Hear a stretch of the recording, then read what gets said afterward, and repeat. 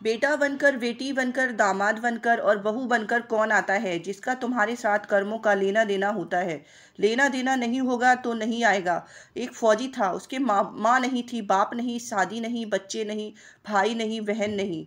अकेला ही कमा कमा के फौज में जमा करता जा रहा था। तो थोड़े दिन में एक सेठ जी जो फौज में माल सप्लाई करते थे, उनसे उनका परिचय हो गया और दोस्ती हो गई।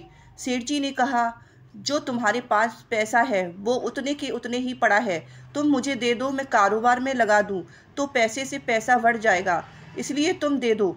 फौजी ने सेठ जी को पैसा दे दिया। सेठ जी कारोबार में लगा दिया। कारोबार उनका चमक गया, खूब कमाई होने लगी, कारोबार बढ़ गया। थोड़े ही दिन में लड़ाई लग गई। लड़ाई में फौजी घोड़ी पर चढ़कर लड़ने गया।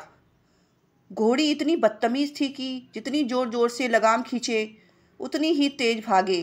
खींचते खींचते उसके गलफर तक कट गए, लेकिन वो दौड़कर दुश्मनों के गोल में जाकर खड़ी हो गई। दुश्मनों ने वार किया, फौजी भी मर गया, घोड़ी भी मर गई।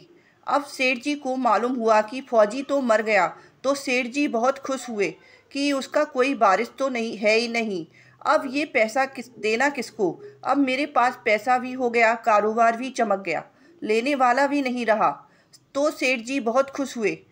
तब तक कुछ ही दिन के बाद सेठ जी के घर में लड़का पैदा हो गया। अब सेठ जी और खुश खुश हो गए। भगवान की बड़ी दया, खूब पैसा भी हो गया, कारोबार भी हो गया, लड़का भी हो गया, लेने वाला भी मर गया।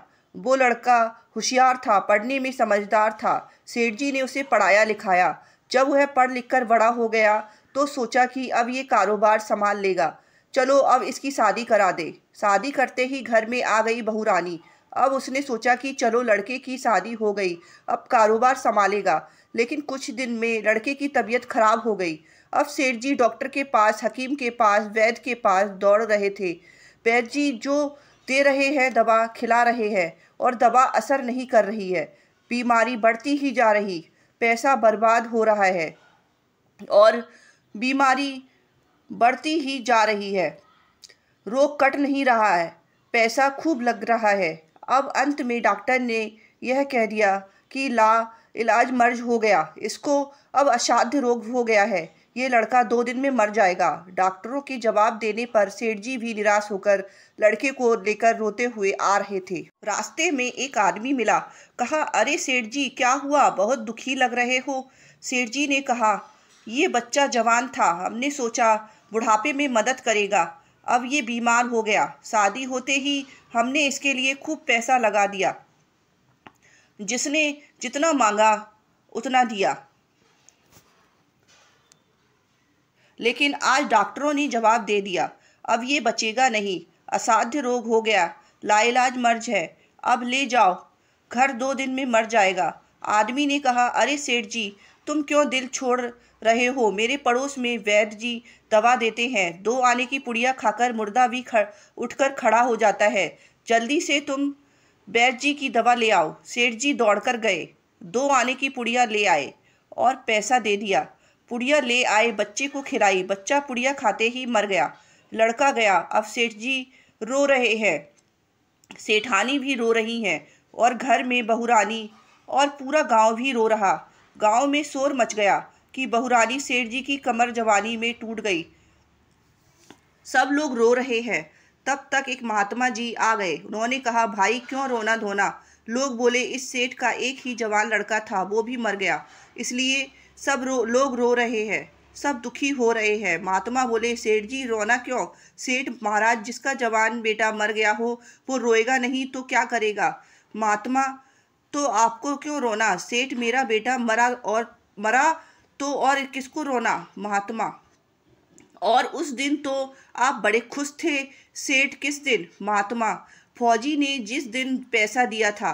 सेठ, हाँ, कारोबार के लिए पैसा मिला था तो खुशी तो थी। महात्मा, और उस दिन तो आपकी खुशी का ठिकाना ही नहीं था।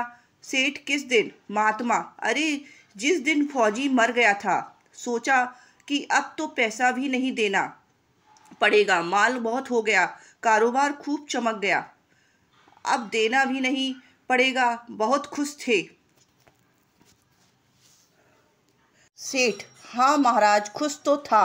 महात्मा: और उस दिन तो आपकी खुशी का ठिकाना ही ना था, पता नहीं कितनी मिठाइयाँ बट गईं। सेठ: किस दिन? महात्मा: अरे जिस दिन लड़का पैदा हुआ था।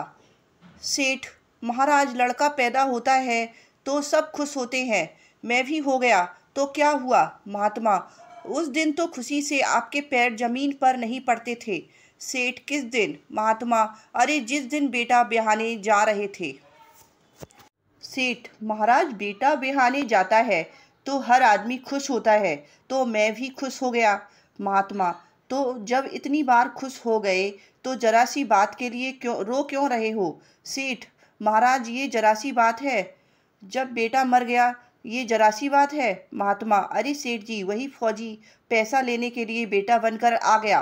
पढ़ने में, लिखने में, खाने में, पहनने में और शौक में, श्रृंगार में जितना लगाना था लगाया, शादी ब्याह में सब लग गया और ब्याज दर ब्याज लगाकर डॉक्टरों को दिलवा दिया। अब जब तक आने पैसे बच गए वो भी बैद जी को दिलवा दिए और पुड़िया खाकर चल दिया। अब कर्मों का लेना देना पूरा हुआ। सेठ जी ने कहा, हमारे साथ तो कर्मों का लेना देना था, चलो हमारे साथ जो हुआ सो हुआ, लेकिन वो जवान बहुरानी घर में रो रही है। जवानी में उसको धोखा देकर विधवा बनाकर चला गया। उसका क्या जुर्म था कि उसके साथ ऐसा गुनाह किया? महात्मा बोले, वह वही घोड़ी है जिसने जवानी में उसको धोखा दिया था, इसने भी जवानी में उसको धोखा दे दिया। अगर कहानी अच्छी लगी हो तो लाइक करें, शेयर करें, सब्सक्राइब करें। Thank you.